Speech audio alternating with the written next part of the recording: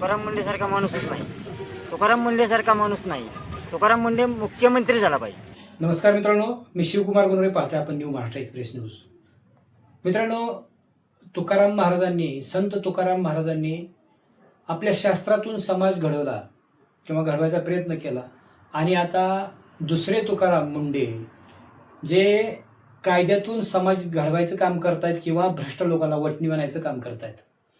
मित्रांनो, हा व्हिडिओ आज माझं बनवायचं कारण म्हणजे मी सहज बाजारात गेलो होतो आणि बाजारातल्या काही लोकांचं असं मत आलं की तुकाराम मुंडे यांची सतत बदली केली जाते आणि ते इथे एकाच खात्यावर त्यांची नेमणूक असते. जर तुकाराम मुंडे मुख्यमंत्री झाले महाराष्ट्र राज्याचे तर सर्वच खाती त्यांच्या ताब्यात येतील आणि सारा महाराष्ट्र स्वच्छ होईल, असं सर्वसामान्य लोकांचं मत आलं. आपण त्यांचे व्हिडिओ तुम्ही पाहणार आहात पुढं.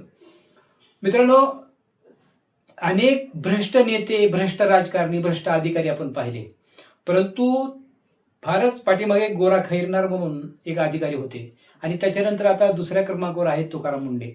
तुकाराम मुंडे यांची बदली त्यांच्या आयुष्यामध्ये नोकरीला लागल्यापासून 25 वेळा त्यांची बदली केली की पहिला अधिकारी असेल. आणि असं का तर चांगलं काम करत असताना काही भ्रष्ट लोक, भ्रष्ट राजकारणी आणि काही माफिया यांची अडचण होते आणि ती तक्रार शासनाकडे करतात आणि शासन त्यांची बदली करतं.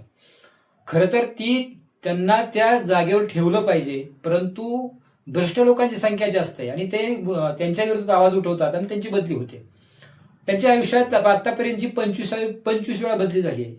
सोलापूर जिल्ह्यामध्ये असताना तुकाराम मुंडे 17 महिने तिथं होते, पण 17 महिन्यात त्यांनी 500 बैठका घेतल्या आणि फक्त 4च रजा घेतल्या होत्या, परंतु सारा सोलापूर जिल्हा त्यांनी वटणीवर आणला होता.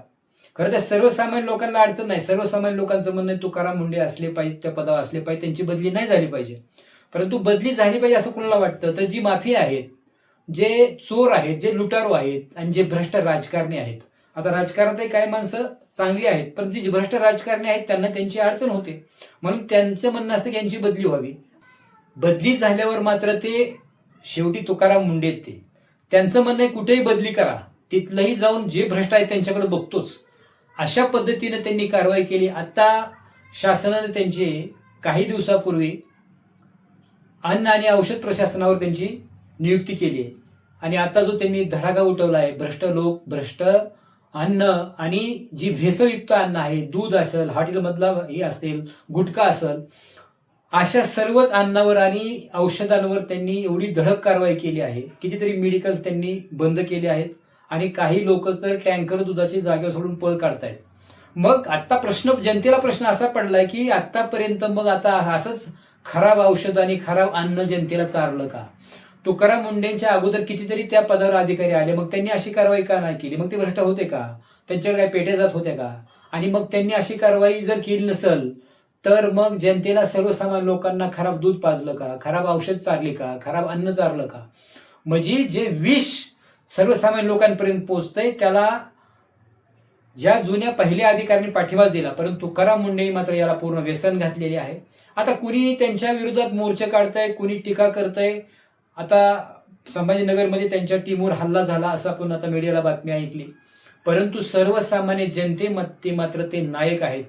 मंडळी, नायक व्हायचं एवढं सोपं नाही. नायक होणं म्हणजे अगदी जळत्या निखाऱ्यावरून चालल्यासारखं आहे आणि जो जळत्या निखाऱ्यावरून चालू शकतो तो नायक होतो. आपण हिंदी चित्रपटामध्ये, मराठी चित्रपटामध्ये आपण नायक पाहतो, त्या नायकावर येणारी संकट कुठं 2.5-3 तासाच्या चित्रपटामध्ये, आणि ते खोटं असतंय, ते सारं बनवलेलं असतंय, तरी सुद्धा आपण भावनिक होतो, भावुक होतो. मग तुकाराम मुंडेसाठी आपण काय केलं पाहिजे, त्यांनी कुठली प्रतिक्रिया व्यक्त केली पाहिजे? मग आम्ही सहज मगाशी बाजारामध्ये, जिथं मेवा मिठाई विकतात बाजारामध्ये, वडापाव विकतात, भजी करून विकतात, त्यांचीच मी मुद्दाम मुलाखत घेतली, कारण ते अन्न आणि अन्नाशीच त्यांचा सुद्धा संबंध आहे, म्हणून त्यांची मुलाखत घेतली.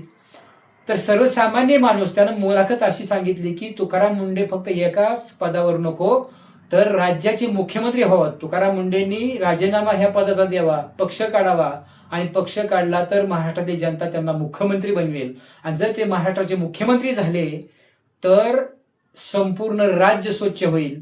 आता सध्या त्यांची ज्या खात्यावर सरकार बदली करत आहे तेच खातं फक्त स्वच्छ करतायत, परंतु जर ते मुख्यमंत्री झाले तर संपूर्ण राज्य स्वच्छ होईल, भ्रष्टाचार संपून जाईल आणि तुकाराम मुंडेच्या मागं समाज, पब्लिक, सर्व महाराष्ट्र उभा राहील, असं सर्वसामान्य माणसांनी 2-3 माणसांनी प्रतिक्रिया दिली. ते आपण व्हिडिओ पाहणार आहोत, पाहूया. काय सांगताय तुकाराम मुंडे बद्दल? तुकाराम मुंडेसारखा माणूसच नाही. तुकाराम मुंडेसारखा माणूस नाही. तुकाराम मुंडे मुख्यमंत्री झाला पाहिजे. बघा, तुकाराम मुंडे मुख्यमंत्री व्हावेत अशी पहिली प्रतिक्रिया यांनी दिलेली आहे. तुकाराम मुंडे सारख्या माणसांनी राजीनामा द्यावा त्या पदाचा आणि पक्ष काढावा आणि पब्लिक त्यांना मुख्यमंत्री केलं असं त्यांचं म्हणणं आहे. आपलं काय मत आहे तुकाराम मुंडे? काहीच म्हणणं आहे. मुख्यमंत्री व्हायला पाहिजे तुकाराम मुंडे. का वाटतं तुकाराम मुंडे मंत्री व्हावं? चांगले मुख्यमंत्री व्हायचं का वाटतं? नेते चांगले आहेत ते. म्हणजे तुकाराम मुंडेनी ज्या खात्यावर एक तर शासन त्यांची लगेच बदली करत आहे, म्हणजे त्या खात्यावर जे काही भ्रष्ट लोक आहेत ते भ्रष्ट लोक शासनाकडे कळवतात की यांची बदली करा. परंतु तुकाराम मुंडे भ्रष्ट नाहीत, ते श्रेष्ठ आहेत. आणि तुकाराम मुंडे प्रत्येक ज्या खात्यावर जातील ते खातं स्वच्छ करतायत. जे काही पहिल्या लोकांनी घाण केलेली आहे ते घाण स्वच्छ करायचं काम मुंडे करतायत. जर महाराष्ट्रात मुख्यमंत्री पदावर तुकाराम मुंडे आले तर ते तुकाराम मुंडे मुख्यमंत्री झाले तर महाराष्ट्र स्वच्छ करतील, स्वच्छ होईल. असं यांचं मत आहे. आपण पुढे जाऊया. ताई बोलताय का?